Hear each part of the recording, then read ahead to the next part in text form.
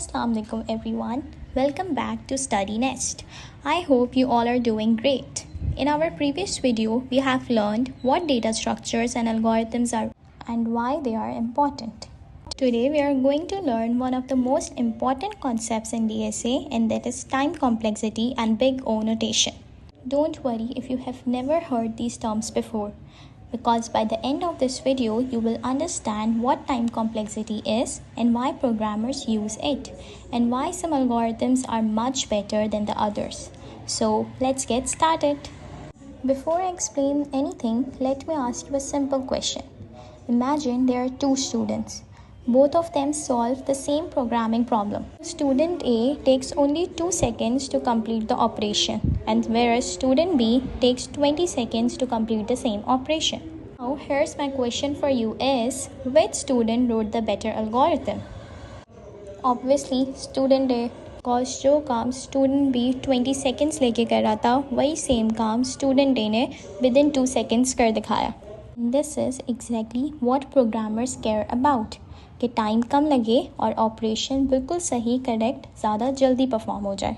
So in short, it's not only about getting the correct answer, it's about how efficiently you get that answer, and that's where time complexity comes in. Okay, so let's understand this with a real life example.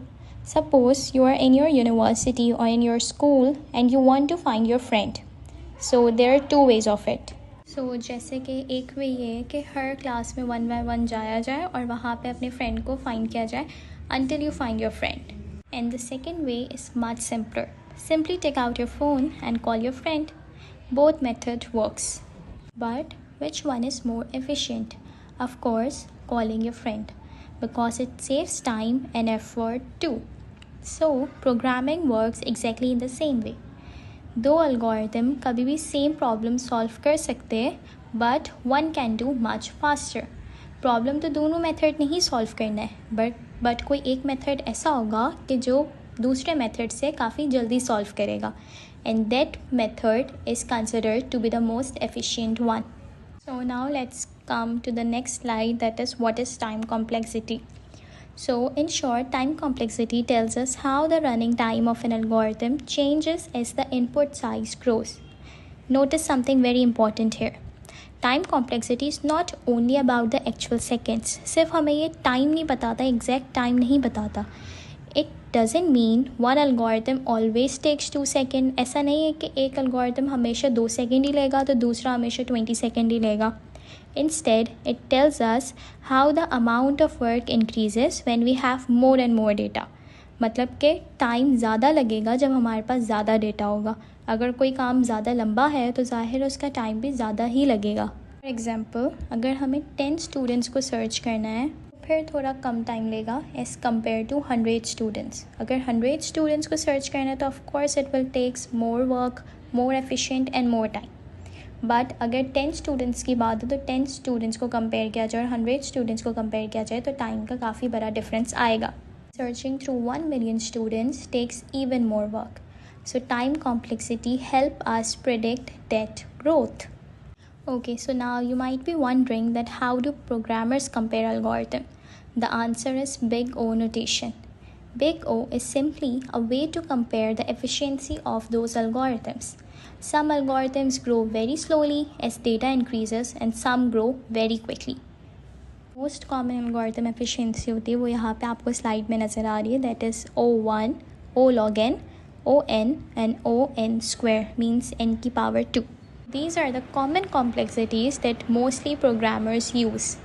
Okay, so suppose कि हमारे पास एक box है जिसमें university के सारे courses रखे हुए हैं. ईच कोर्स का एक अपना इंडेक्स है, जैसे कि I have already told this thing in the last my previous video. So if you do not get this thing, so kindly go and check out my last previous video. अब जैसे कि अगर मुझे DSA का course चाहिए तो मुझे फ़ौरन, अगर मुझे उसका इंडेक्स पता है कि जैसे कि वो इंडेक्स नंबर 2 पे है, अगर मुझे इसका इंडेक्स पता होगा so I can directly access to it. So it doesn't matter कि whether the array contain 4 elements या फिर 400 elements. If you know the index, you can directly access to that element. कोई ऐसा एरे जिसमें हमें index पता हो तो और उसको डायरेक्टली एक्सेस करना इजी हो, तो उस फंक्शन की टाइम कॉम्प्लेक्सिटी हमेशा O1 होती है। इस कॉम्प्लेक्सिटी को हम कांस्टेंट टाइम भी कहते हैं because it's performance stage almost the same. Now let's look at another question. Suppose I want to search for the number 90. My list contains elements 10, 20, 35, 60 and 90. Suppose कर लेते हैं I don't know where 90 is located and I have to search through every other element.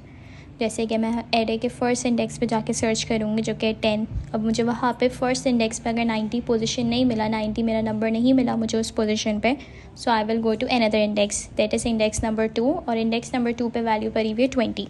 अगर मुझे उस position पे भी 90 नहीं मिला, so I will go through on to my third index, वहाँ पे भी नहीं मिला, so I have to keep on searching.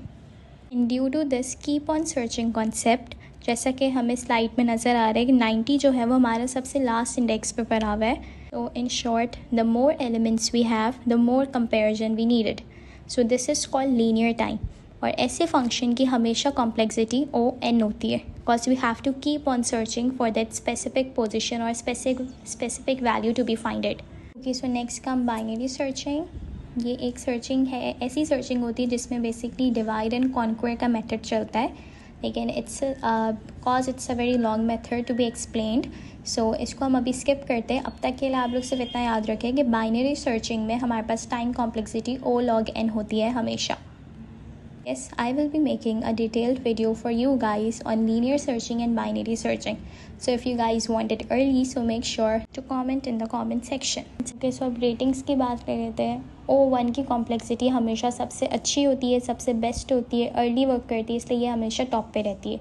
Next come O(n) O1 के बाद नेक्स्ट जो होती है वो सबसे अच्छी होती है, देन कम्स O(n) और लास्ट में O(n)² होती है। ओके, सो आप लोगों की डीप अंडरस्टैंडिंग के लिए मैंने ग्राफ शो किया है कि जिसकी वजह से आप लोगों को कॉम्प्लेक्सिटीज़ को विजुअली ईजीली तौर पे ज़्यादा अच्छा समझ सकेंगे। Okay, so on this graph this horizontal axis represent the input size और जो वर्टिकल एक्सेस है ये रिप्रेजेंट करता है रनिंग टाइम को। तो जो ग्रीन लाइन आप लोग को नज़र आ रही है this is basically O1 notation जो कि हमें हमेशा फ्लैट रहती है।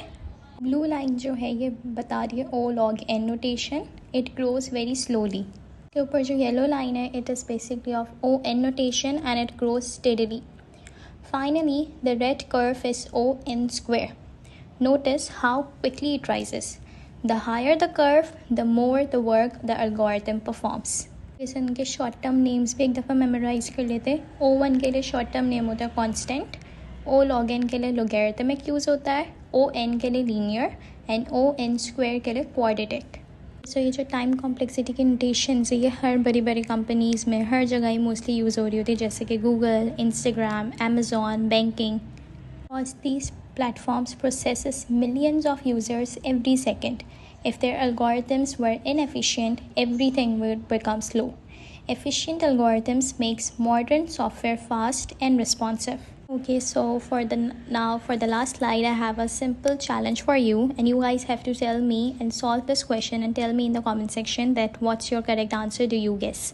So my question is that which algorithm is more efficient? What do you think? Is it O(n)² or O(log(n)? जो सा algorithm आपको लग रहा है कि more efficient होगा, do make sure to answer in the comment section and I will respond to you. Yeah, that's it for today and this was all for about time complexity. I hope कि आप लोग के concepts time complexity के clear हुए होंगे। तो अगर ये वीडियो अच्छी लगी so make sure to give this video a thumbs up and do not forget to like, comment, share and subscribe. Thank you.